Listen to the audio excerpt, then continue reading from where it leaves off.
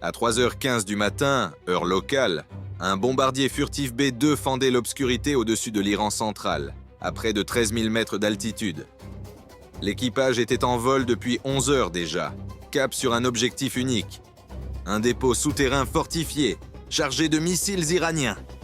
Tout se déroulait conformément au plan. Puis, l'écran de détection des menaces s'illumina du signal qu'ils espéraient d'y précisément éviter. 3 systèmes de missiles solaires que le renseignement avait confirmé détruits 2 semaines plus tôt étaient bel et bien en vie. Le silence s'installa dans le cockpit. Ce silence particulier, où l'on entend ses propres battements de cœur à travers le casque. Le commandant de bord était déjà à l'œuvre. Il fit apparaître sur le système de gestion des menaces les coordonnées du premier radar iranien, le Qadir. Le système de gestion défensif du B-2 classifie chaque radar qui tente de les détecter et superpose les données sur l'écran de navigation. Le Kot 1 est un radar iranien longue portée en bande métrique qui balaie le ciel comme un projecteur sur un parking. Le projecteur est allumé et le parking fait la taille de 3 pays européens réunis. Le B-2, dont l'indicatif d'appel était underscore, Kot, _2, __, longeait le bord oriental de la zone de couverture. La zone aveugle était étroite. Un couloir d'environ 25 km de large entre le faisceau actif du Qadir et un second radar d'alerte précoce situé à 100 km à l'est, qui ne les avait pas encore détectés. Passé proprement, et le signal réfléchi en bande métrique resterait sous le seuil de détection fiable. Rater le couloir, et le B-2 serait pris en poursuite au prochain passage du faisceau. Le commandant transmit la correction au pilote. 3 degrés à droite. Celui-ci modifia le cap en silence. Les échanges dans le cockpit se faisaient par gestes et phrases courtes. Pas de communication avec les ravitailleurs. Pas de liaison avec le centre des opérations aériennes. Pas de données en provenance des F-35 qui, à 300 km à l'ouest, menaient la suppression des défenses ennemies. Ceux qui auraient pu aider ne savaient pas que l'aide était nécessaire. Et un seul appel radio les aurait exposés à chaque poste de renseignement électronique sur la côte du golfe Persique. Un réseau d'oreilles collé au mur de l'espace aérien iranien, enregistrant chaque source d'émission. Un seul passage en clair, et toutes les stations d'interception encore opérationnelles sauraient précisément quelle portion de ciel surveiller. Soit ils résolvèrent le problème seuls, soit il n'était pas résolu du tout. Le code 4 effectua une rotation. Le système de gestion enregistra le pic de puissance du signal au moment où le faisceau traversa leur secteur, puis son atténuation. Le commandant observait le compte à rebours avant le prochain passage. 8 secondes entre 2 balayages. Le pilote maintenait le cap corrigé, conduisant Kot 5 à travers la brèche dans la zone de couverture, à 13 000 mètres d'altitude et 900 km par heure. Le faisceau passa de nouveau. Pic, atténuation. Le commandant expira lentement entre ses dents. La réflexion lors de ce passage était plus faible que la précédente. La zone aveugle fonctionnait. La géométrie s'ouvrait à mesure qu'il progressait vers le nord. Mais un radar d'alerte précoce en bande métrique peut causer des dommages même sans poursuite confirmée. Les conséquences s'accumulaient déjà dans leur sillage. La surface équivalente radar du B-2 est d'environ 0,01 m², la taille d'un grand oiseau. Un appareil dont l'envergure atteint 52 mètres et les radars iraniens ne voient qu'un pigeon. Un pigeon très rapide, avec 11 heures de carburant et 16 bombes anti-bunker dans le ventre. Le bombardier furtif B, 2 Spirit de Northrop Grumman, est une aile volante en matériaux composites absorbant les ondes radar, conçue pour délivrer 18 tonnes d'armement dans un espace aérien défendu sans être détecté. Son rayon d'action sans ravitaillement est de 11 000 km. Le coût unitaire avoisine 2 milliards de dollars. 21 exemplaires seulement ont été construits. C'est ce que l'US Air Force envoie quand un objectif doit être détruit et que personne ne doit savoir qui l'a fait. L'Iran chassait cet appareil avec tout ce qu'il lui restait. Et l'océan Indien renvoyait de meilleurs éco-radars que le B-2 lui-même. La furtivité n'est pas un dispositif d'invisibilité. C'est un murmure dans une salle remplie de gens qui crient, où l'impulsion radar part à pleine puissance. et ce qui revient est si faible qu'il se noie dans le bruit de fond. L'opérateur du radar d'alerte précoce iranien capta une faible réflexion. Un passage, rien. Le suivant, rien. Le troisième, un fantôme progressant vers le nord en haute altitude. Un mois après le début de l'opération Epic Fury, un contact incertain cap sur Ispahan ne se classe pas dans une chemise cartonnée pour être oublié. Et voilà pourquoi ce fantôme était apparu. Le B-2 avait été conçu pour contrer les radars de conduite de tir, les systèmes en bande centimétrique et décimétrique par lesquels les missiles solaires guident leurs projectiles. La bande métrique, c'est une toute autre affaire. Les longueurs d'onde sont comparables aux dimensions physiques des bords de voilure et des entrées d'air du B-2. Lorsque la longueur d'onde correspond aux dimensions de l'objet irradié, la conception furtive cesse de fonctionner comme prévu. L'onde ne glisse pas, elle se réfléchit. On peut se cacher derrière un grillage si quelqu'un vous cherche avec un pointeur laser. Le faisceau passe à travers les mailles. Mais pas quand on vous inonde d'un projecteur grand comme une porte de grange. Le Qadir est ce projecteur. Il ne fournit pas de données de désignation d'objectifs précises, seulement la direction et l'altitude approximative. Mais c'est amplement suffisant pour indiquer à chaque système de missiles solaires encore opérationnel dans la zone exactement où regarder. Le rapport se diffusa via les lignes filaires survivantes jusqu'au commandement de la défense aérienne d'Ispahan, et chaque batterie couvrant l'approche sud reçut une alerte de secteur. L'équipage avait traversé la zone aveugle proprement, mais le fantôme qu'ils avaient laissé sur l'écran du Côte 8 parlait déjà à tous ceux que cela concernait. Et l'objectif pour lequel Enclume 31 avait traversé 11 heures d'océan en silence radio total se trouvait encore à 100 km au nord. Le dépôt souterrain de munitions, au pied du mont Safa, près d'Ispahan. Des missiles, des roquettes, des munitions d'artillerie. De quoi alimenter chaque lanceur iranien menaçant les bases de la coalition dans le golfe Persique. Les 16 bombes perforantes de 2 tonnes sur les lanceurs rotatifs en soute ne serviraient à rien tant qu'ils n'auraient pas atteint l'objectif. 40 minutes d'espace aérien iranien séparaient Bekkot 10 du point de largage. Comme traverser un quartier dangereux avec une montre de luxe au poignet, et tout le réseau de défense anti-aérienne survivant savait désormais dans quelle direction regarder. Les 20 minutes suivantes furent une phase silencieuse. 300 km d'espace aérien iranien où le système de gestion n'affichait que des radars lointains, bien en dessous du seuil de détection. Le commandant travaillait sa liste de contrôle de bombardement pendant que le pilote maintenait le cap en pilote automatique. À 13 000 mètres d'altitude, il n'y avait rien à voir par les hublots. Seulement le ronronnement des 4 moteurs poussant le bombardier furtif dans l'air raréfié à haute vitesse subsonique. Ce genre de silence qui aiguise l'ouïe. Parce que sur le B-2, le premier signe d'un problème n'est jamais visuel. C'est le ton du système de gestion des menaces qu'on ressent dans les dents avant même que l'intellect ait eu le temps de réagir. Un nouvel émetteur apparut sur l'écran, et ce n'était plus un radar d'alerte précoce. Radar de conduite de tir-bas, côte-bas, 11-bas, gisement 20 degrés, distance 80 km, classifié comme S200VE, désignation OTAN SA5. Cette batterie n'aurait pas dû exister. Les images satellitaires de 2 semaines plus tôt montraient un cratère fumant à son ancienne position, et personne n'avait commandé une nouvelle reconnaissance. Mais les éléments de lancement étaient lonamis dans un abri camouflé au sud d'Ispahan. L'équipage qui les avait récupérés sous les décombres 3 semaines plus tôt avait déployé les missiles en direction du couloir qu'utilisait l'aviation de la coalition depuis 1 mois. Il ne se cachait pas de la guerre. Il l'étudiait. Le commandant de la batterie S-200 reçut l'alerte de secteur via un terminal à fibre optique. Il disposait de 4 missiles. Allumer le radar signifiait que chaque missile anti-radiation dans un rayon de 200 km saurait où il se trouvait. Si le contact était réel et qu'il parvenait à établir une poursuite, il tirerait. Si c'était un fantôme et qu'il se dévoilait pour rien, il venait de communiquer son adresse à toute l'aviation de la coalition dans la zone. Le commandant de Enclume ordonna un changement de cap sans attendre le second passage du faisceau. 15 degrés plus au nord, nez pointé vers le Square Pair. Le signal sur l'écran s'atténua à mesure que l'angle diminuait et que la distance augmentait. Il n'était pas question de se détendre. Le S-200 ne cessait pas de chercher et ne cessait pas de partager ses données avec le réseau.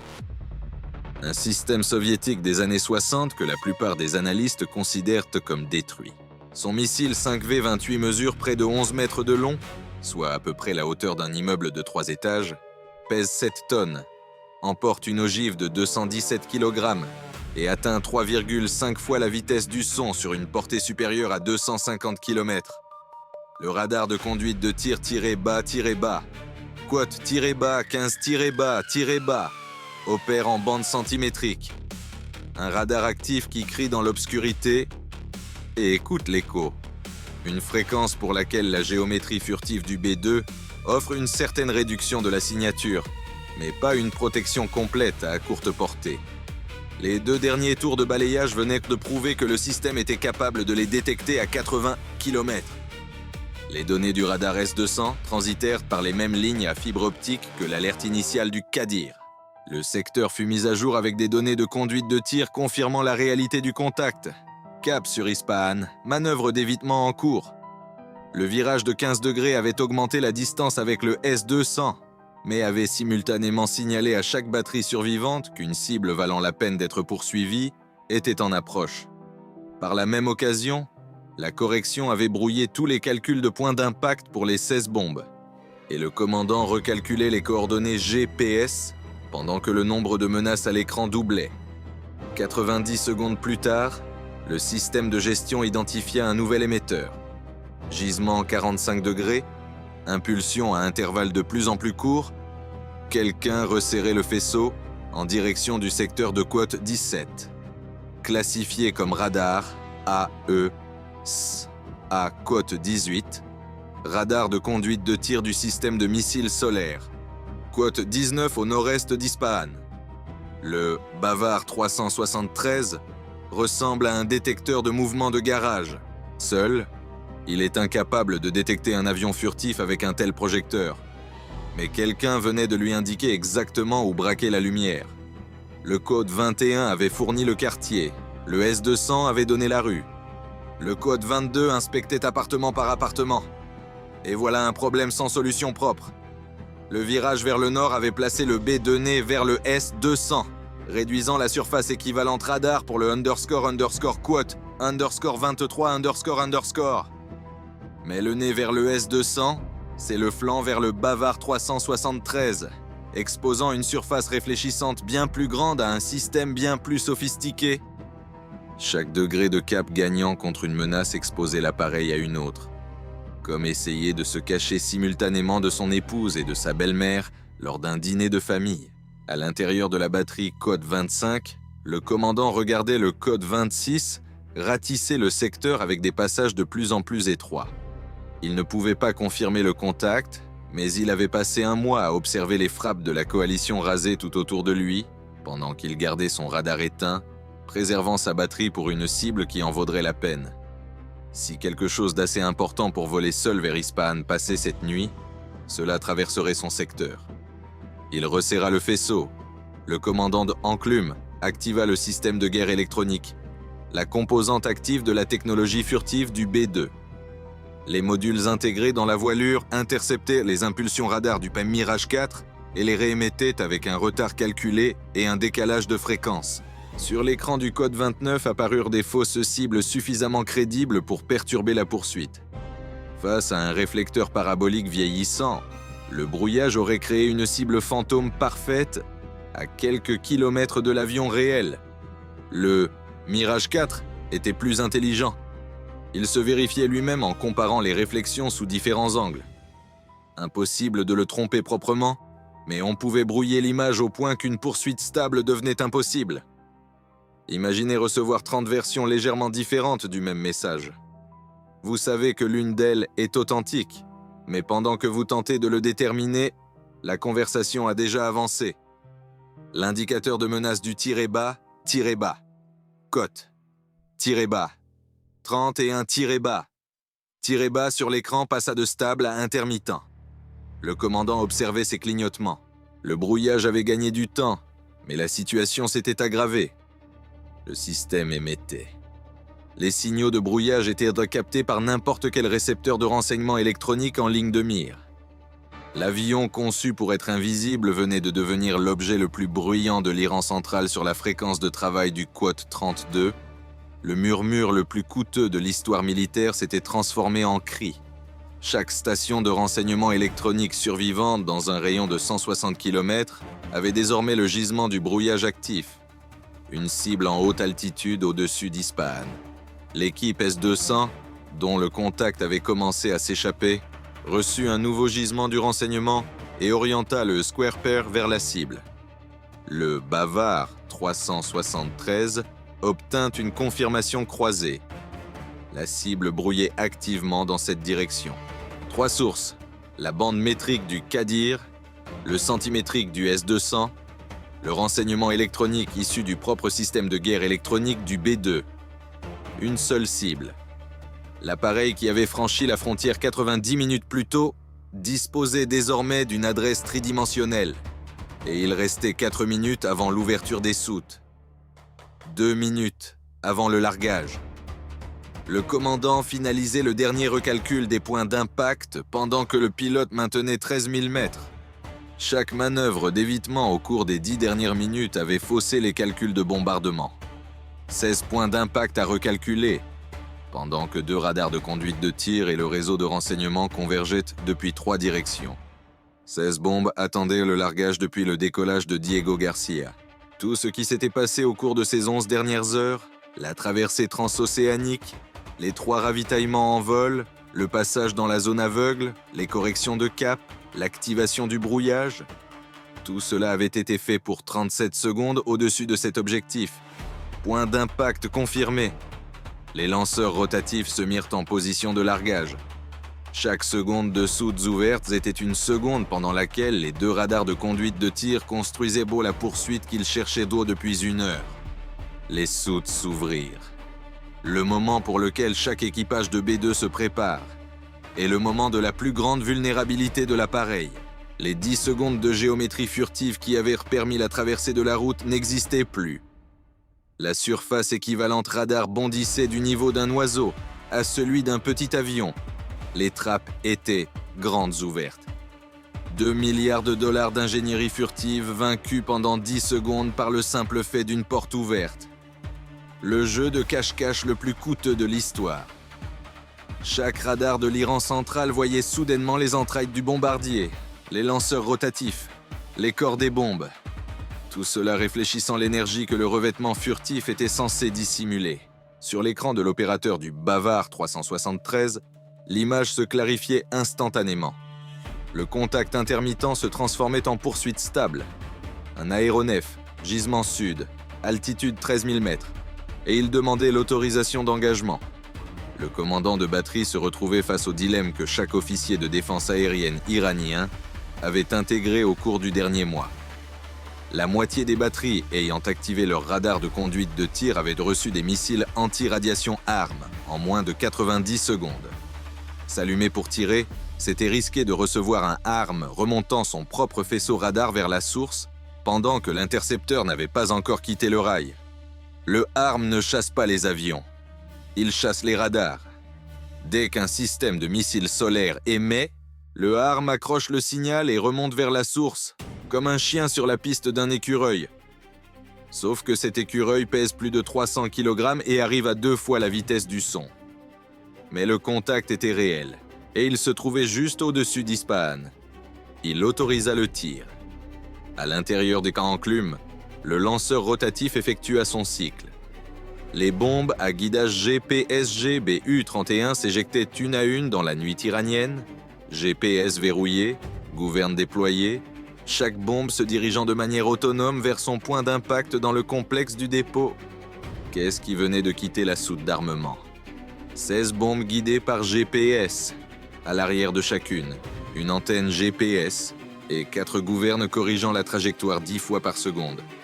Le système de guidage verrouillait les coordonnées GPS de la cible avant le largage et ne les lâchait plus, comme sauvegarder une géolocalisation dans les cartes d'un téléphone, sauf que cette épingle pesait 2000 livres et arrivait à la vitesse terminale d'un projectile. Dans chacune, une ogive perforante en acier forgé aux parois épaisses d'1 pouce, 250 kg de TNT et un détonateur à retardement. Il ne s'activait pas à l'impact. Il comptait les couches comme un ascenseur et attendait la profondeur voulue. Une bombe ordinaire est un marteau-masse. Elle frappe la surface et disperse l'énergie en hauteur. Une ogive perforante est un crampon de rail enfoncé par un train de marchandises. Toute la force est concentrée à traverser d'abord 1 ou 2 mètres de béton armé. Le dépôt au pied du mont Safa avait été construit pour résister aux frappes aériennes conventionnelles.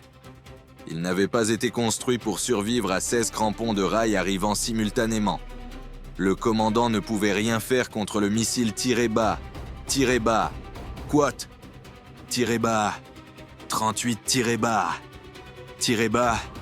que l'on était en train de charger sur le rail de lancement au nord-est. Il ne lui restait qu'à regarder le compte à rebours des bombes restantes s'écouler, pendant que les secondes de vulnérabilité maximale avançaient. 10 secondes d'exposition maximale. Les soutes se refermèrent. L'ensemble du réseau de défense anti-aérienne iranien survivant disposait d'une fenêtre de 10 secondes. 4 d'entre elles avaient été consacrées à la vérification de l'autorisation d'engagement. L'écran du code 39 se remplit à nouveau de parasites. Le code 40 regardait un ciel vide là où se trouvait encore une cible un instant plus tôt. Le S-200 perdit la poursuite au même moment. 5 secondes plus tard, le code 41 s'arracha du rail, le propulseur s'alluma. Qu'est-ce qui avait quitté le lanceur? Un intercepteur iranien longue portée, un missile à propulsion solide à 2 étages, accélérant jusqu'à 4,5 fois la vitesse du son, avec un plafond d'interception supérieur à 27 000 mètres, guidage semi-actif par radar. Il suivait l'énergie réfléchie du code 42 comme un chien à la trace. Sauf que ce chien pesait 1800 kg et emportait une ogive à fragmentation avec fusée de proximité, capable de neutraliser tout ce qui se trouvait dans un rayon de 50 mètres. Portée, 200 km. L'intercepteur fonçait vers la dernière position connue d'une cible qui n'apparaissait plus sur aucun écran du réseau iranien. Il chassait un fantôme. Le Saïad 4, un missile valant plusieurs millions de dollars, poursuivait un contact disparu 4 secondes avant le tir. À Téhéran, quelqu'un réfléchissait déjà à la manière d'expliquer cela dans un rapport. Le B-2 avait déjà mis le cap au sud. Un murmure d'oiseaux glissant hors du secteur sur la convergence duquel tout le réseau avait travaillé pendant la dernière heure. Voilà ce que le commandant de la batterie, code 44, n'a pris jamais jusqu'au bout. Il avait eu le bon tir. La géométrie de lancement du code 45 était propre. La soute ouverte lui avait donné la surface équivalente radar que son radar attendait depuis 11 heures. Le gisement était confirmé, l'altitude fixée. Il avait tout ce dont un système de missiles solaires a besoin pour mettre fin à une mission. Ce qu'il n'avait pas, c'était 4 secondes. La même campagne de suppression des défenses anti-aériennes qui avait détruit 11 batteries solaires iraniennes lors de la première semaine des opérations avait conditionné chaque opérateur iranien à exécuter une vérification d'autorisation d'engagement avant le tir. 4 secondes pour s'assurer de l'absence de brouillage avant d'appuyer sur le bouton. 4 secondes que l'US Air Force avait méthodiquement intégrées dans le cycle de décision de chaque commandant iranien. Non pas avec des armes, mais avec 21 jours de conséquences. L'arme qui avait vaincu le Bavar 373 ne se trouvait pas dans la soute de code 47. Elle avait été installée à l'avance dans l'esprit du commandant de batterie. Il avait pris la bonne décision. Il l'avait simplement prise 4 secondes trop tard. En bas, ces ogives perforantes faisaient ce que fait l'acier forgé à la vitesse terminale d'un projectile. Elles frappèrent le toit en béton armé du dépôt et ne s'arrêtèrent pas. Les corps épais d'1 pouce traversèrent le béton pendant que les détonateurs à retardement comptaient les couches et les ogives s'enfoncèrent de plus en plus profondément dans les entrepôts souterrains. Détonation à l'intérieur des chambres de chargement. Les premières explosions étaient celles des bombes elles-mêmes. Mais ce qui suivit, c'était le dépôt lui-même.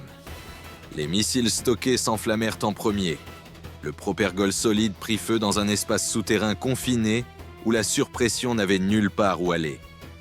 L'onde de choc enfonça les parois entre les compartiments, chaque compartiment alimentant le suivant. Les obus d'artillerie détonèrent à leur tour, la réaction en chaîne traversa le complexe, chaque explosion démolissant la cloison vers le compartiment suivant, chaque compartiment nourrissant le suivant. Boule de feu après boule de feu s'échappaient par les fissures du plafond en béton, et le ciel nocturne au-dessus d'Ispahan vira à l'orange et au blanc. Des centaines de millions de dollars en missiles et artillerie iraniens, des mois de production, des années d'accumulation, tout consumé dans une réaction en chaîne qu'aucune brigade de sapeurs-pompiers au monde n'aurait pu arrêter. Le dépôt de munitions qui aurait suffi à menacer chaque base de la coalition dans le golfe Persique venait de devenir un cratère de plus sur le sol iranien.